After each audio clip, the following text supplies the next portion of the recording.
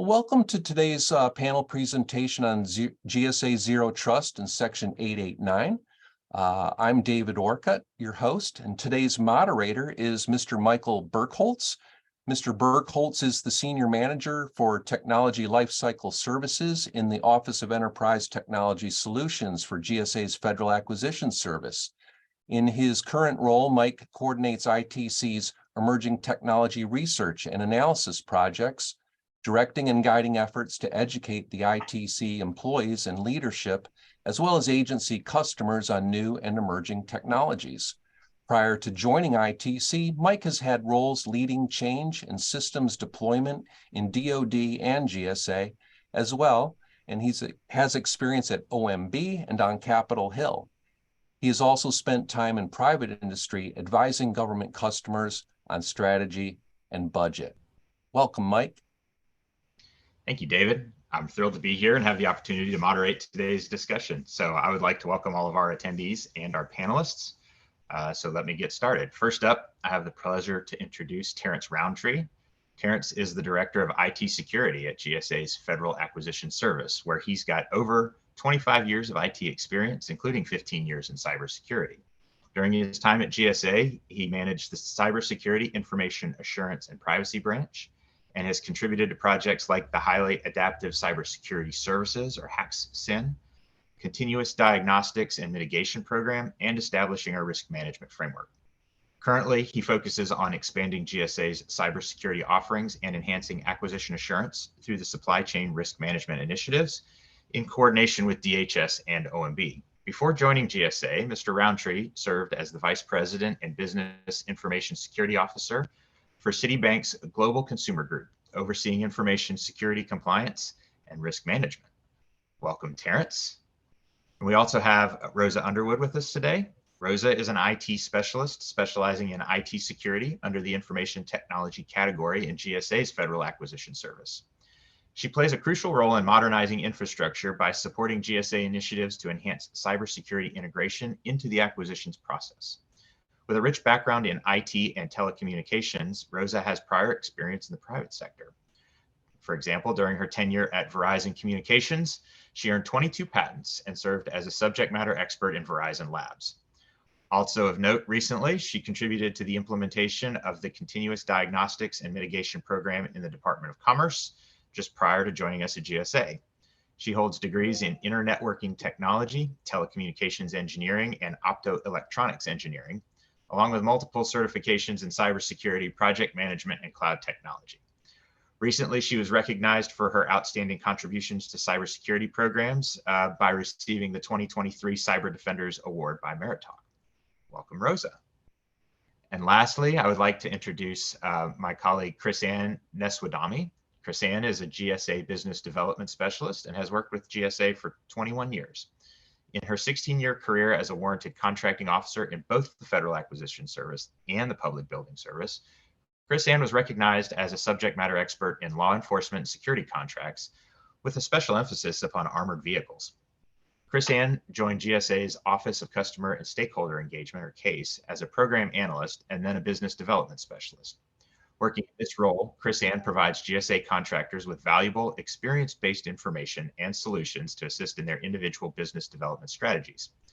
Chris-Ann also provides support to GSA customers seeking effective, efficient, and innovative solutions to accomplish their procurement missions. Chris-Ann, welcome to you as well.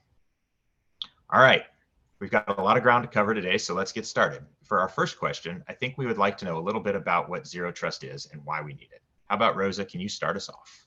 Sure, Mike. Thanks for that question. When you look across the government, you may hear different definitions of Zero Trust. Whether Zero Trust specific to the type of security model it is, or you may hear references to a Zero Trust architecture. So Zero Trust is a security model that sees threats and threat actors as external, not just external, but also internal to organization. There's a possibility there could be someone, whether it's a malicious intent or just by accident, someone within an organization that may cause an issue or some type of security incident within an organization. Zero Trust is a security approach to ensuring that malicious outsiders and insiders cannot access information to which they are not authorized. So a few years ago, actually it's been a couple of decades now, Forrester Research introduced the concept of zero trust. And what it is a departure from the castle and moat. And when you look at what a castle and moat is, the moat is what keeps those threats outside, those enemies outside. But you still have to be concerned about the possibilities of what is within the organization. So that's what Forrester looked at. The model is a data-centric security model. And the goal of it is to prevent access, unauthorized access to data.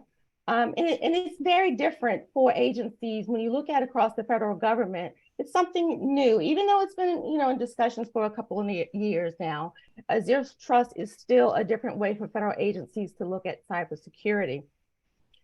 Agencies have to rethink the definition of trust. What zero trust is basically is don't trust anyone. Always verify. So, you may hear never trust, always verify. And that's to look at all users and devices and treat them as untrusted. So when you talk about zero trust, if you hear zero trust architecture, what that is, it assumes that there's no implicit trust given to assets, and assets such as devices, applications, or data, or users based solely on network location or ownership. Basically, just because you're on the network and you're a part of the organization doesn't necessarily mean that you're trusted. I hate to say it that way, but that's how zero trust looks at everyone, because there's a possibility, malicious intent is always a possibility to that, but there's also a possibility that people make mistakes. We're human. So instead, authentication, let me slow down. Instead, authentication and authorization functions are performed continuously, and it's based on access, your least privilege. Every action and use of resources is continuously verified. Users are given the minimum levels of access to information. It's based on things like your duties, your functions, your roles within an organization. Every device, user, application, workload, and data must be authenticated and authorized to the least privilege. A zero trust security model is not just about people, it's about those devices. And you've heard that a couple of times, and you will continue hearing about that. Devices access resources. We have to make sure that those devices are authenticated and verified access as they are the devices that should be accessing certain data. One thing I can say, the shift to zero trust security principles was prompted by a number of reasons.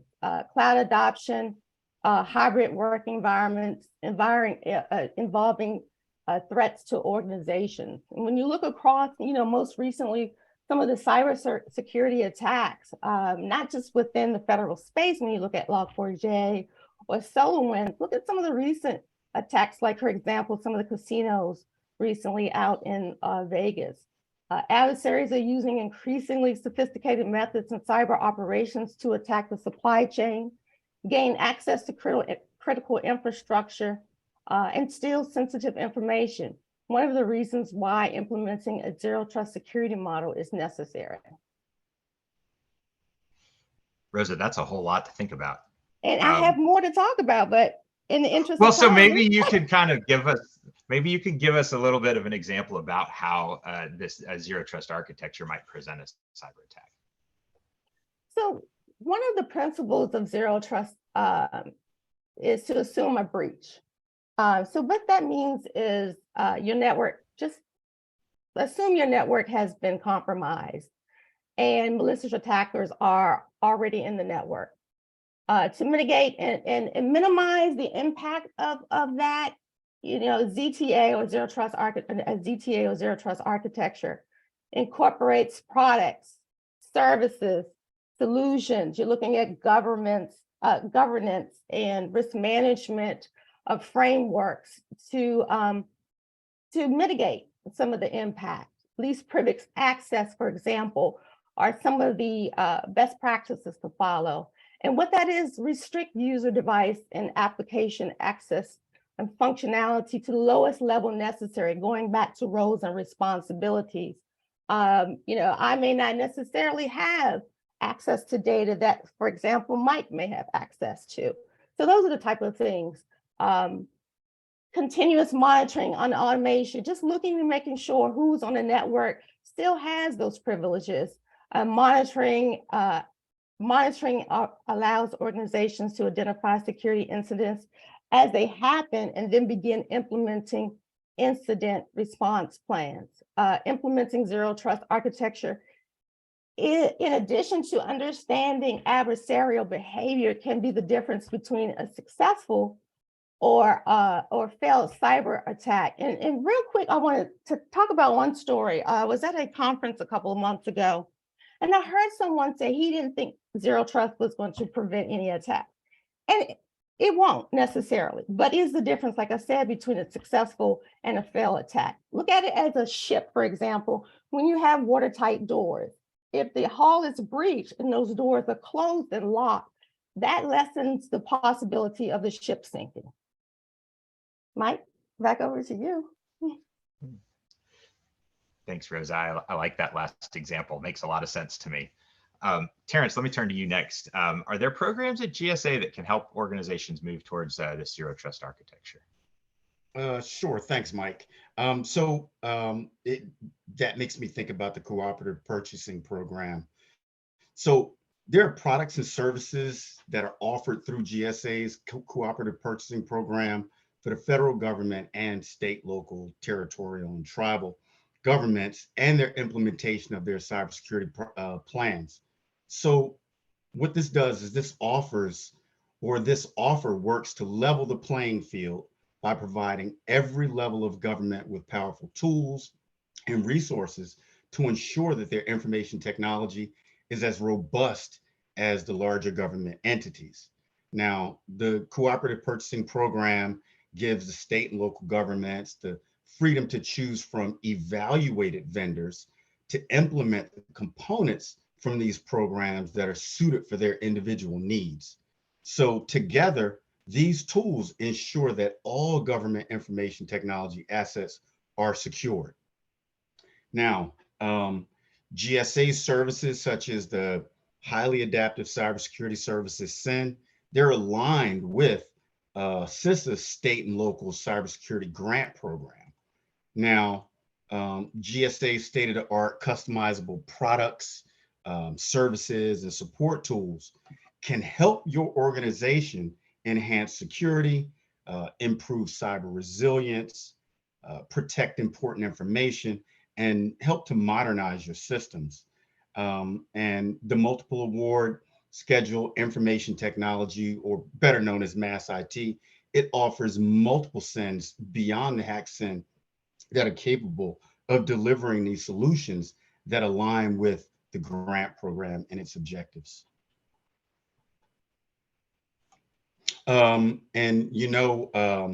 I think Chris is more of an expert in this area than I am. I was just wondering, Chris, if you had anything else you wanted to add.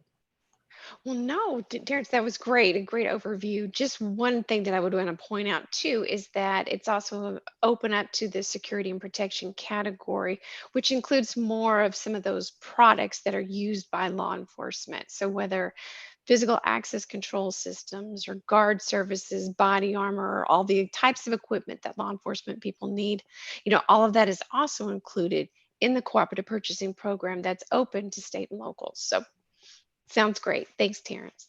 All right, thanks. So let me take it back to you, Rosa, here. We talked a lot about zero trust and what the components of it are, but what about standards? I think that that's an important thing to talk about here. Certainly my experience in some systems implementations, and how do you work through the standards so that everybody's doing the same thing? And I know as part of that, there's common misconceptions around zero trust and how you might implement it. And then of course, the last piece here is we talk about how important this is. And the whole idea is everybody doing it now? How does that go? All great questions. So a few years ago, the National Institute of Standards, NIST, they published, I think it was 2020, they published special publication 800-207, which defines Zero Trust Architecture, or ZTA, and it gives general deployment models, use cases where Zero Trust could improve and enterprise overall cybersecurity posture. Since that time, there's been several memos and executive orders related to zero trust or implementing zero trust cybersecurity principles. When you look at the first executive order that references zero trust, that was in May of 2021, and that was EO 14028. And then there was a memo that OMB issued specific to moving the US government toward zero trust, the cybersecurity principles. And that came out, I believe, it was a year, almost a little less than a year after the executive order. And what that does is requires agencies to meet specific cybersecurity standards and objectives by the end of the year, fiscal year, that is 2024. So also, in addition to those executive orders memo, CISA published two documents. One is called the Zero Trust Maturity Model, and that outlines approaches agencies can take to achieve an optimal zero trust environment. And that's gone through a couple of iterations. Right now it's at version 2. And the other document that was released by CISA was a cloud security technical reference architecture for agencies to leverage when migrating securely to the cloud. As I said, EO 14028 and the memo, ZT memo, directed agencies to develop and submit to CISA and OMB an implementation plan. But that doesn't necessarily mean each agency has fully deployed the plan. When you look across the federal government, maturity levels vary across the federal government. And I would also note that state and local SLTTs, they can leverage some of the guidance and standards that federal agencies reference to deploy, implement zero trust.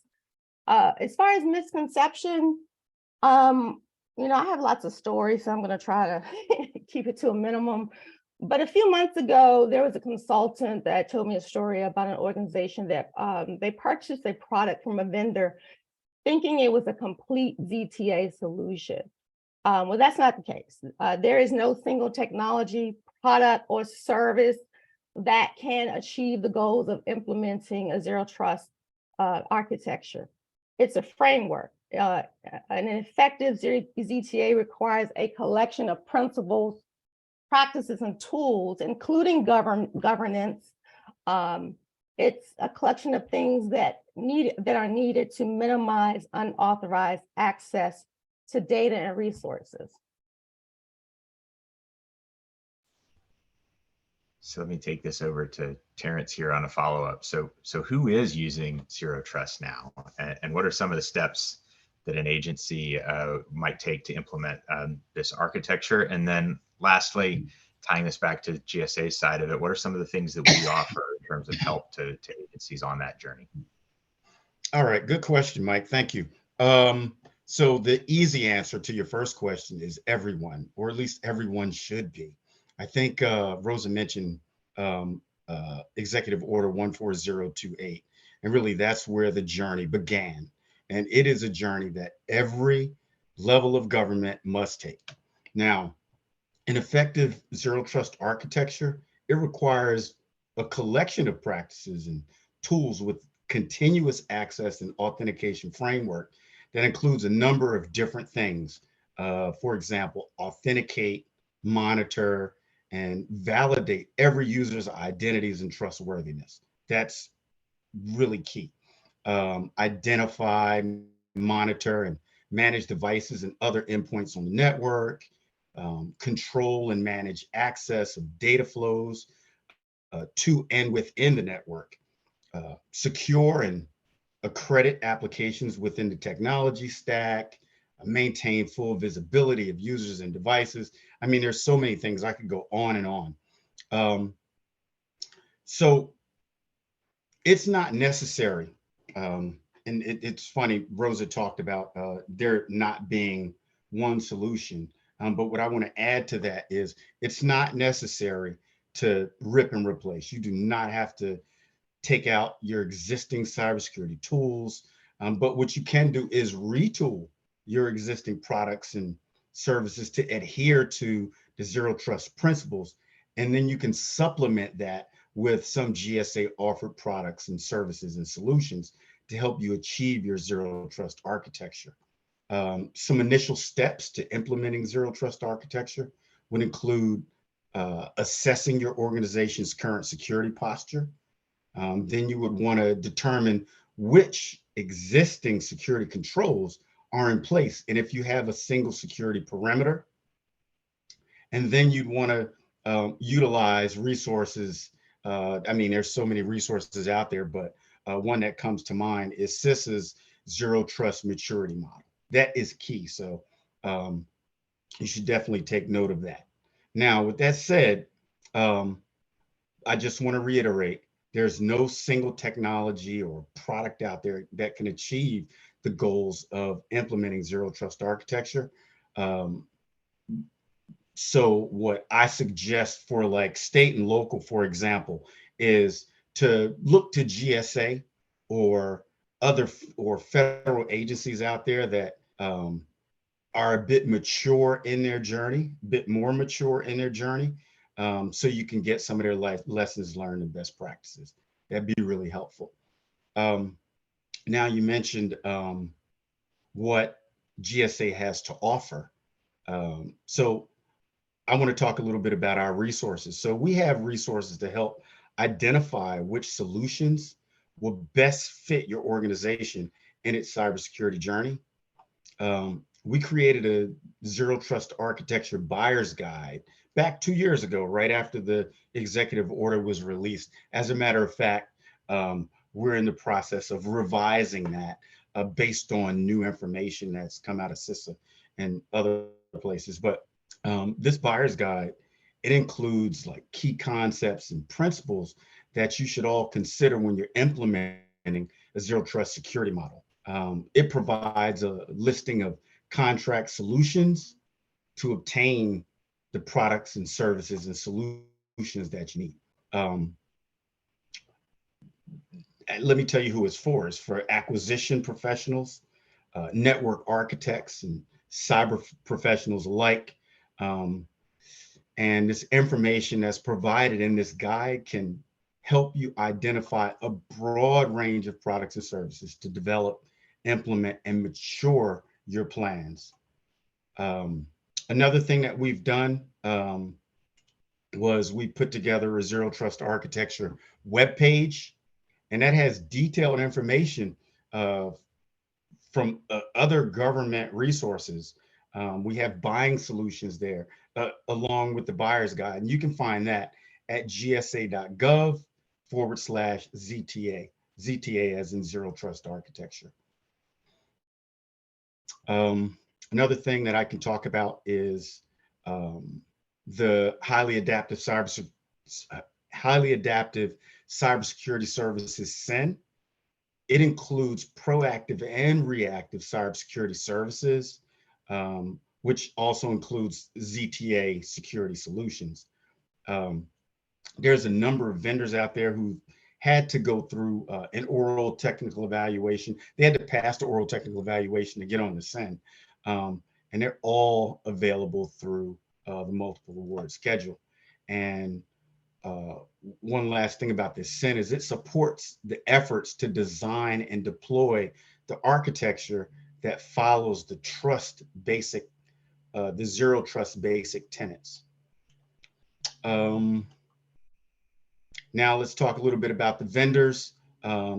These vendors provide cyber governance and planning services that will help assess and evaluate your systems, and other functions like identity and credential and access management, building a cybersecurity workforce, securing mobile devices, applications, and cloud-based networks. And they can also conduct assessments of your enterprise and your cybersecurity plans. So that's what GSA has to offer around ZTA. Thanks, Mike. Thanks, Terrence. We clearly offer a variety of solutions that are out there and adaptable. One of the things that we've learned, I think, in our journeys around exploring technologies is that there are opportunities here for around the different security vehicles to take care of some of these newer emerging technologies, and frameworks like Zero Trust. I think a big takeaway from the conversation here is Zero Trust is a team sport, and it's not just the CIO's office. It's not just the CISO. It's the people day to day, myself, other program people, as well as the acquisitions team, understanding the requirements, the changing requirements, and the changing nature, I think, of Zero Trust. And so this is good information that you provided, Rosa and Terrence, today. But let's switch gears a little bit. I know we talked a little bit about 889. So Rosa, let's talk about that. Tell me a little bit about Section 889 and why it is important for state and local governments. And maybe Chris, if you want to talk a little bit on your end about what you've seen at the state and local level. Okay, thanks, Mike. So Section 889 is a section within the National Defense Authorization Act, or also commonly referred to as the NDAA. And what it does is prohibits agencies from obtaining certain telecommunications and video surveillance services or equipment. This equipment is referred to as covered equipment.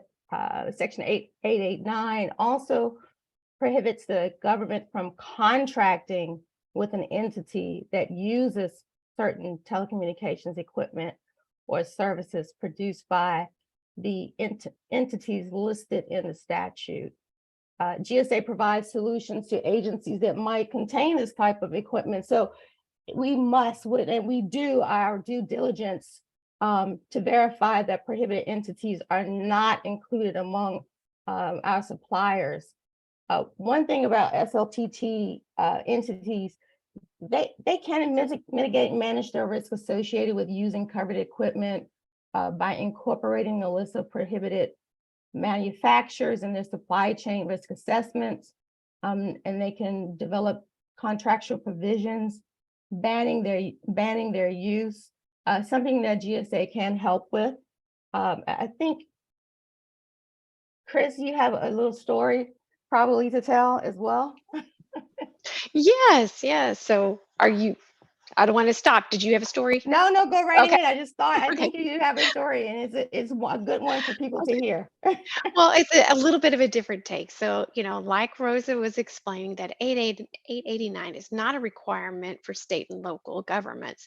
But I did want to share a little history or background on a program that we've been working with, and it's the Unmanned Aerial Systems, or UAS, or you hear small UAS, SUS, but it all means drones basically. And wanted to let you know how that actually affects, state and local as well. So to be compliant with 889, GSA multiple word schedule program had to make sure that any drones that they were adding to contract were also compliant. And as you might imagine, China is a dominant manufacturer of drones. So we had to make sure that we came up with a way to make sure that everyone was compliant that we added. And I'm sure as you contracting officers out there know that it's hard to be an expert on every single thing that you purchase. And so if you can get some help, that's always a good way to go. So what we did at GSA, the multiple word contracting officers, decided that they team up with DoD's Defense Innovation Unit. And so they created what's called the DIU Blue SUAS program. So basically what it is a way to vet drone manufacturers to make sure that they're offering, quality products that do what they're supposed to do, but also that they are compliant with 889 and do not have any components that are Chinese made or that otherwise would make them unacceptable. So they went out and they accepted applications from all these different drone manufacturers, and they put them through a very rigorous vetting. Took a month, a couple years in some cases, to make sure that they were fully compliant. And then they put them on what they called the UAS Blue Cleared List. And so they have a website, DIU does, that you can go at any time and you can see who are approved drone manufacturers. we work with those contractors then that they approve, or vendors that they approved, and turn them into contractors and put them on the GSA mass program. So that way, when contracting officers need to procure drones, they know that they can go there. They've already been vetted and it's safe. So I guess one of the things then it goes back to, okay, so how does that affect state and locals? So one of the things that we have found out that one of the most popular drone manufacturers is a company called DJI, and they are manufactured in China. Now, this Chinese manufactured drone company has a 70% capture of the drone commercial market, and 90% of our law enforcement and emergency services are using DJI drones. So it's probably pretty clear or viable option to think that there are a lot of Chinese made drones that are here in our country that are purchased at that state and local level.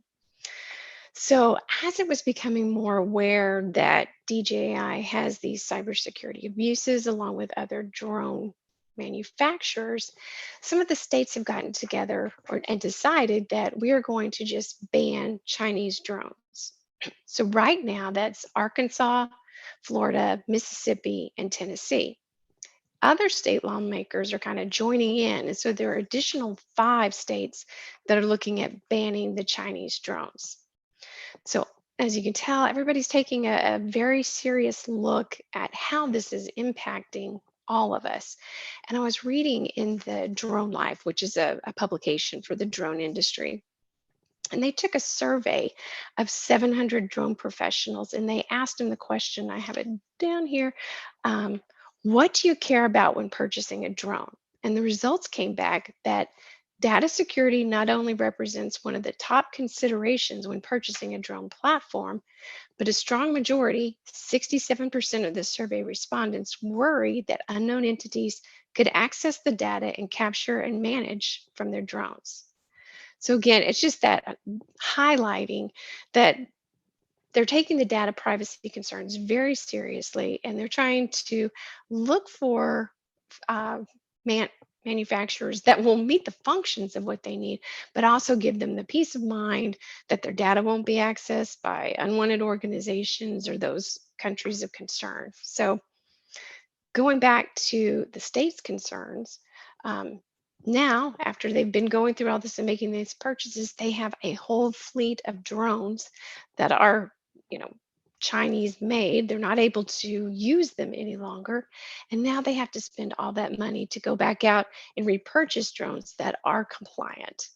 So, we are reaching out to those states and saying, look, we have an avenue for you. Here are some vetted drones that will be compliant, that are not manufactured in China. You can access them through the multiple award schedule, through the cooperative purchasing program.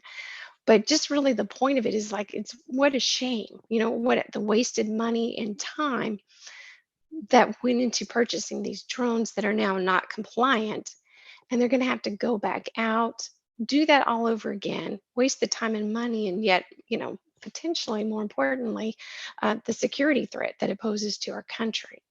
So I think that story just illustrates how we could all benefit from working together.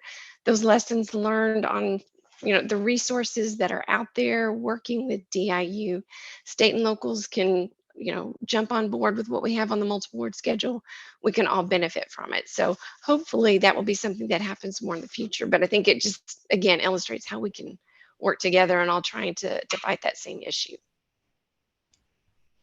I love that example that you just gave, not only for the reasons that you state, but as a good government guy and a finance person in my past, thinking about how the government, the federal government invested dollars, time, and effort to go and research these different manufacturers for compliance, all the way probably to the factory floor level. And then now we're able to publicize that, and other parts of the government are able to build off of that usage. It's already been done. It's constantly being checked. So now we have that ability to use something that somebody's already done. And I think it's a great news story, not just for all the reasons that you said, but also that we're leveraging here, allowing states and local entities to leverage work that the Department of Defense has done to make sure that these things are are what they say they are. Absolutely. Yes. Great. Thanks, Chris Ann. So I'm going to change again a little bit. I saw a comment come in and a question about SCRIM and CSCRIM. So cybersecurity supply chain risk management, something that's come up, why it's important and how does it tie into this? Rosa, maybe you can take a stab at that. Yes, I'm over here fighting with the mute button still. So let's look at the definition at first of cybersecurity supply chain risk. What that is, those are the risks associated with threats that exploit vulnerabilities within products and services that are transversing the supply chain, as well as those threats exploiting vulnerabilities within the supply chain itself. And that results in adverse impacts on organizational operations and assets. So cybersecurity supply chain risk management, or CSCRIM, is a systematic process for managing those risks. When you look across the government or federal, state, local as well, some agencies and organizations may or may not have a CSCRIM program, and as with zero trust, it could be with different levels of maturity. And I say that because a mature CSCRIM program is another tool organizations can use to verify, that never trust, always verify within their supply chain. Many organizations rely on commercial off-the-shelf products, cloud-based solutions, and third-party support services. So it's important to ensure those product services are secure and vendors are securely handling data shared with them. Effective CSCRIM practices enable zero trust practices by establishing formal processes to do things like identify, assess, and analyze risk associated with a given procurement. Chris talked about that, looking at those drones and looking at the risk associated with purchasing drones from China. It's not just drones, it's all products. Other things, select security controls for or other mitigation measures to manage those risks. When you look at NIST, NIST has a lot of guidance around supply chain risk management, incorporating controls, for example, within their special publication 800-161 that's specific to supply chain risk, CSCRIM management. And also looking at 853, there's a lot of NIST guidance that will help not just federal agencies, but also state and local entities. And as a matter of fact, any organization that needs, assistance with maturing their supply chain risk management. Also, organizations, the CSCRIM program is foundational. It's a foundational component of the underlying governance policies and practices that support zero trust architecture. Going back to this publication 800-207, when you look through that document, there are references to supply chain risk management, looking at those vendors in the supply chain. That's a part of zero trust, incorporating those best practices to ensure that vendors are doing what they say they're doing when it comes to cyber hygiene, for example.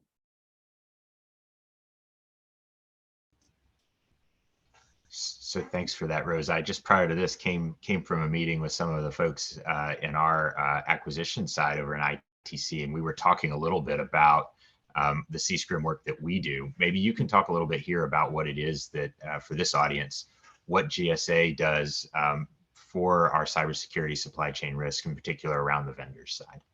So we are doing a lot. First, going back, I believe it's 2 years now, within ITC, we stood up a SCRIM division. And that's, the focus is on supply chain risk management from a cybersecurity perspective, as well as other risk factors we're looking at. We employ a comprehensive approach to assessing and managing cyber supply chain risk. We've incorporated contract language addressing our expectations for vendors to comply with CSCRM standards, policies, reporting requirements, and government-wide laws and regulations applicable to protecting government-wide systems and data. In an effort to identify high-risk and non-compliant vendors, GSA, we use a number of vendor risk illumination tools to perform risk assessments at not just the pre-award, but also post-award phases of the acquisition life cycle. These tools provide insight to various types of risk categories or factors. Some of them include FOCI. FOCI is foreign ownership, control, and influence. We want to make sure that the vendor that we have before we onboard, and even at the merger, possibility of merger and acquisition phase, we want to make sure that that particular supplier vendor is not under foreign control, for example. We also look at financial stability or instability. We look at cyber hygiene. What is a vendor doing to make sure that their network is not compromised? We also look at prohibited products, not just for 889. We also look at FCC prohibited products, as well in some cases, Department of Commerce. And one thing we look at as well is geopolitical instability, because that could change a lot when it comes to manufacturing and things alike with suppliers. In response to Section 889, I talked about that earlier, GSA implemented a pre-award compliance program to identify any 889 related prohibited issues. And I mentioned that a couple of times because that's important. Our risk management and analysis support services branch within ITC utilizes vendor risk assessment tools to conduct post-award CSCRM continuous monitoring to maintain situational awareness of critical information technology, and not just IT, but also operational technology vendors. Operational technology sometimes tends to be an afterthought in some cases, but we're looking at that to make sure that those vendors too are complying with cybersecurity regulations. So one thing I can say, recognizing that agencies want to optimize their CSCRM programs and processes, we are developing a pathway to make it easier for agencies to obtain some of the tools that I talked about and services necessary to advance the maturity level government-wide. I think Terrence might talk about that a little bit more. I'm hoping Terrence will talk about that a little bit more. Sure, I can just jump right in. So let me talk a little bit about how what organizations can do to develop a CSCRM program, and maybe what GSA can do to help. So what we do know is that acquisition professionals, they have a large role to play when it comes to securing our high value networks and assets. And we also understand, definitely after hearing all that Rosa had to say, is that navigating and complying with all the CSCRM program requirements can be challenging. It is, and it will continue to be challenging, except that GSA is here to help. So one of the things that we did was we developed this CSCRM guide, and what that does is that assist professionals involved in managing cybersecurity risk within federal organizations. The guide really details key considerations of an effective CSCRM program, and it incorporates procurement, cybersecurity, and IT. The guide also discusses GSA contract vehicles that organizations can use to procure these products and services and solutions that are related to the development of a CSCRM program. Now, these tools and services include vendor risk management and illumination tools. So with that said, I want to talk about this BPA that we're working on. It's a blanket purchase agreement It really allows a holistic screening of vendors and underlying supplier networks and affiliated personnel to really ensure that the suppliers are reputable, to ensure that they're in good standing, financially and operationally secure, and won't introduce unacceptable risk to the federal government or others.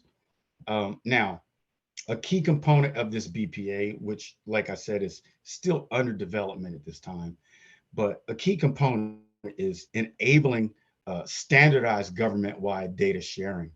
The scope of this thing includes multi-component supply chain risk illumination tools and professional services to help mitigate the increasing risk of our nation's high vulnerability, fraud, abuse, and adversarial exploitation of the supply chain. And one other thing that I want to mention, I think I'd be remiss if I didn't mention our partners over at GSA. The GSA's Information and Communication Technology Supply Chain Risk Management website is a great resource. It contains resources that organizations can use to help them develop their CSRIM program. There's a supply chain risk resource library. It has materials that include like guides and public training and many videos that discuss components of a CSRIM program. And last but not least, about GSA, they have a vendor supply chain risk management template that organizations can use to perform their own vendor risk assessments at this time. I think that's it. I don't know if that helped. I hope so. Well, that's a lot, Terrence and Rosa. It's clearly important. And again, back to what we were talking about with Zero Trust, is the idea here is this is a team sport. It's the vendors, it's the acquisition team, it's also the requirements owners, the technical people who all have to work together here and understand the requirement, understand their specific environments, and then the opportunities that come with with going out and reaching out into the vendor community. There's some of the things that GSA offers. And as Terrence and Rosa pointed out, the opportunity, we do seek to partner with our other federal agencies in the security area and also in the vendor area, as Chris Hand said, with DIU and others, where we're looking to identify some of these ways that we can help our customers, help our vendors, help potential customers, and really leverage the whole of the federal government to bring solutions that are compliant and consistent with the requirements that we're talking about today. Chris, maybe one last thought for you here. Where can people go if they have more questions? How can they get more help from us? Well, I think there was a lot of resources mentioned, during our call here, and I think we put some contact or website links here in the Q&A. But basically, I'll speak for myself. If you do have any questions with the drone situation, I will be happy to help. And I think we're going to be following up by providing this, information from here with additional question and answer. So we will have that available to you. I think they said within a couple days to a week. Great. Thanks, Chris. Thanks. And thanks everybody to our panel today for the wealth of information that we discussed. I found it very informative and engaging. I constantly am learning things new, and now I can tell my kids that I learned about our drone program. So every night when we talk about these things, what you learned today, I've got one thing to talk about. So we do want to hear from you. We've mentioned this. Submit your questions to that Q&A pod, and we will work through those. The questions that we have addressed, we'll put as FAQs up on our Interact website, interact.gsa.gov, in the next couple of weeks, along with some of the links here that we've mentioned and a copy of the recording. Other events that we may have, you can find on the gsa.gov/events. So we do offer those as well. We did mention a little bit about state, local, and tribal and territorial entities. We do have some trainings for those on YouTube. Type in and search GSA state, local, and tribal programs and offerings, and you can find those there. Again, thank you everybody for being here today. Thanks for our panelists. Enjoy the rest of your day. I hope you have a great day, and we look forward to seeing you again soon. Thanks so much, everybody. Thanks, Mike. Thanks to all our panelists. Super session today. And as Mike mentioned, we'll be putting a recording on interact.gsa.gov along with a FAQ document. And we can include some of the resources that we mentioned. I put a few in the chat.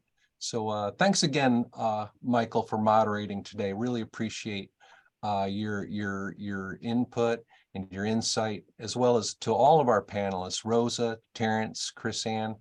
Really learned a lot today myself, and I hope all of our attendees found this session useful. We work very hard on these panel sessions, and our goal is to educate our agency customers best we can. So thank you to everyone, and have a great rest of your day.